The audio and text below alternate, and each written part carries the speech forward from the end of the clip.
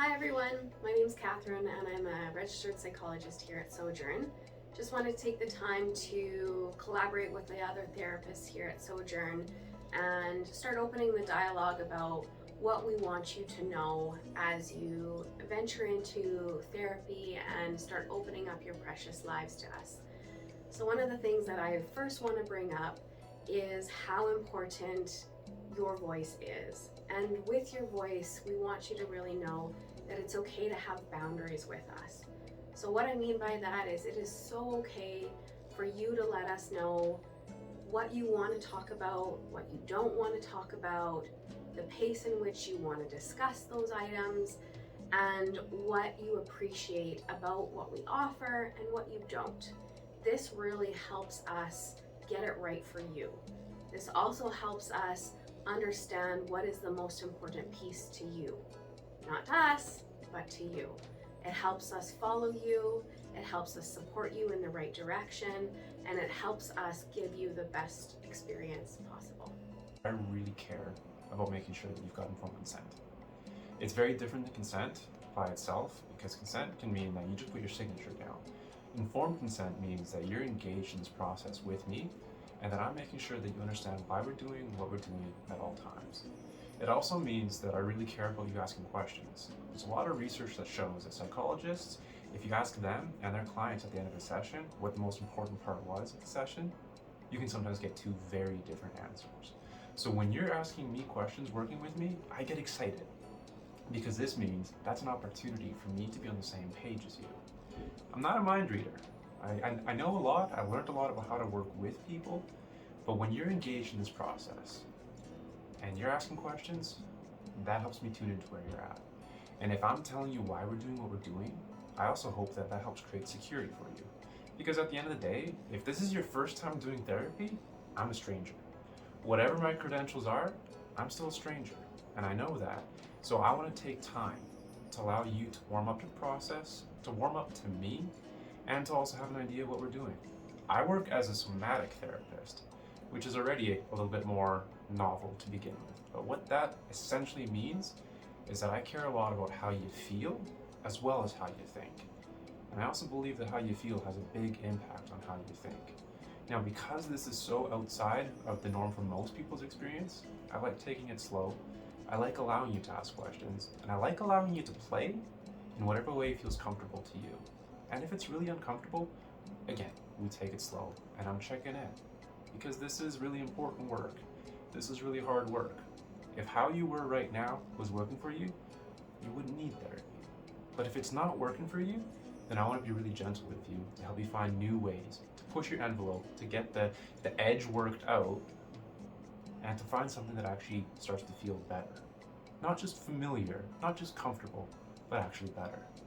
And all of this comes back to our process of informed consent. Me telling you how we're working together, and you telling me what works and what doesn't. That's how we work together. And this is how I really enjoy working with clients. I think you should know that about me. Hi, my name is Jaren, so it's like Erin with a J, and I'm a therapist here at Sojourn Psychology, and I just wanted to share a little bit about what it's like coming in as a client, some things you might experience, and maybe some therapies that I work from. So first of all, it is totally normal to feel anxious, nervous, overwhelmed, even scared coming into therapy, and the thought of having to open up to a total stranger can be devastating for a lot of people. And a lot of my clients, they actually tell me at the end of our session that they feel a huge sense of relief and that it was like really helpful for them. And so a part of my therapeutic approach is I work from a cognitive behavioral therapy approach. So what that is, so it kind of works from a three-prong approach. So those three items are thoughts, feelings, and behaviors. So imagine if you come into therapy wearing a backpack and it's full, it's feeling heavy, and so my job is helping you take it off. We set it down and we pull out those thoughts, feelings, and behaviors. And my job is to help organize those for you so that it's not all intertwined and feeling messy. And so a lot of cognitive behavioral therapy is addressing at least one of those 3 items first, because it'll inevitably impact the other 2. So, for example, if someone's thinking, I'm isolated, I'm lonely, I have no friends, it's just me, your behavior will then result in, well, I'm just going to stay home. I'm just going to stay in because there's nobody out there for me, or I have no one to connect with.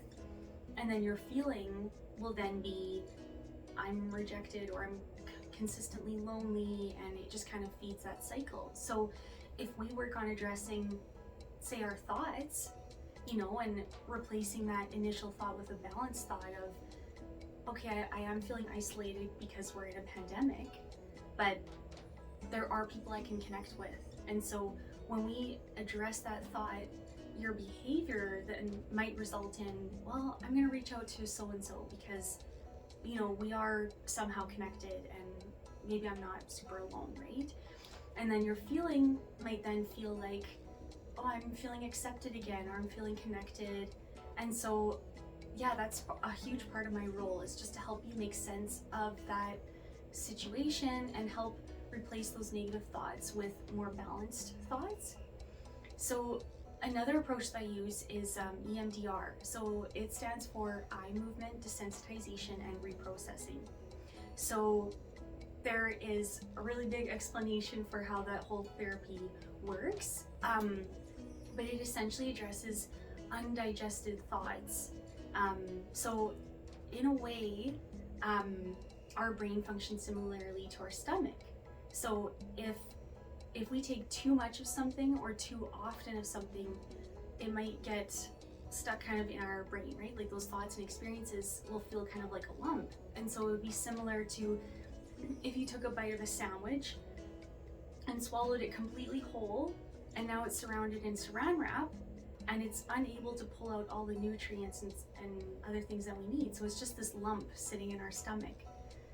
And so my job as a therapist is to help process those undigested memories and experiences so that you don't have these reoccurring thoughts or having these certain physiological reactions in your body that are feeling so overwhelming. And so my job is to provide this safe space so that people can come in, feel at home, feel relaxed, and feel safe, so that they can open up and share their most vulnerable stories. And so I hope this was helpful, and feel free to call into Sojourn, and yeah, we hope to see you soon.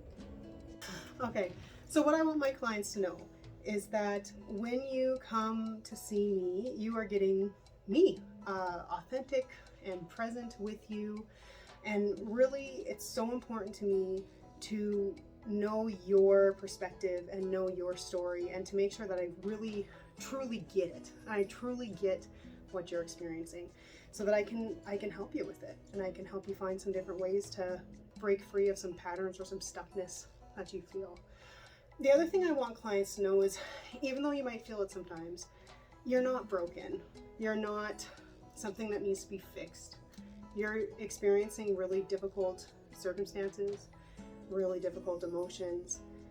You're human, and we're all human, and we all struggle and all have pain. In fact, there's no actual root in life that doesn't have some pain in it. And so my hope is that when I'm working with people, we can find the meaning, maybe, and find the purpose to whatever path we choose. So that's what I want my clients to know. So I think one of the things that I would really like to share with my clients is that a lot of times people will be hesitant to share things with me because they're afraid of how I'm going to perceive them if they do, or how I'm going to react. And as a psychologist, my reaction is probably going to be quite different than what's anticipated, because I don't judge a person's behavior as a moral failing. I judge it as a symptom of something. And I don't look at it and think, oh, how could you do that? How could you, get addicted to pornography? Or how did you end up taking drugs, or whatever? I look at it as, okay, this is what you're doing right now. Let's look at how we can change it. And that's something that I often want to tell people, but it's not really something that fits into the session. And I think the other thing that I run into a lot is I'm not judging people based on the seriousness of their problem. Because some people come in knowing that I work with some pretty severe cases, and often the response or the times I hear from people, well, I know it's not really a big problem. I'm sure there's people worse off than me. And my thought usually is, well, it's a problem to you. And if it's a problem to you and it's interfering with your life, then it's something that we need to work on. And I'm more than happy to work with you on. Hi. What I would like my clients to know, or all of Sojourn's clients to know, is that you have the right to be treated with dignity and respect. That we work for you. I work for my clients. And if something's not working, if something's not fitting, if I'm not getting it right, I want to know. It's a strange relationship, and it's super vulnerable that our clients give us the privilege of joining with them in a time of need. And it's really, really important that we're getting it, that we're understanding, and that you're feeling care. Knowing that we work for you in your time of need, and having courage to let us know when we're not quite getting it right. Wording, emotional language, all of that stuff is super important, especially for experiential attachment focused clinicians like myself. And if it's not the right fit, I try really hard to be an excellent clinician. I take a lot of training, I do a lot of consultation, I get supervision for myself, and I really love connecting and joining with my colleagues to refine the work that I do. But I also know that I'm not going to be the right fit for everybody. And it's okay if you're seeing a clinician, you're seeing a psychologist like myself or somebody else. If you're not feeling it, if we're not the right vibe for you, the energy in the room is not working, let us know. We have amazing colleagues. There's tons of cool people in Sojourn that I can refer you to. There's also tons of cool people in the Alberta psychology community. All right, you guys. I hope you feel good with whichever clinician you choose, and that the quality of care is awesome. You deserve it. Oh, and one more thing. I want you to know that you're brave. It takes so much courage to be vulnerable and to talk with somebody new and to open up your life to us. Thanks for taking the time to hear us out.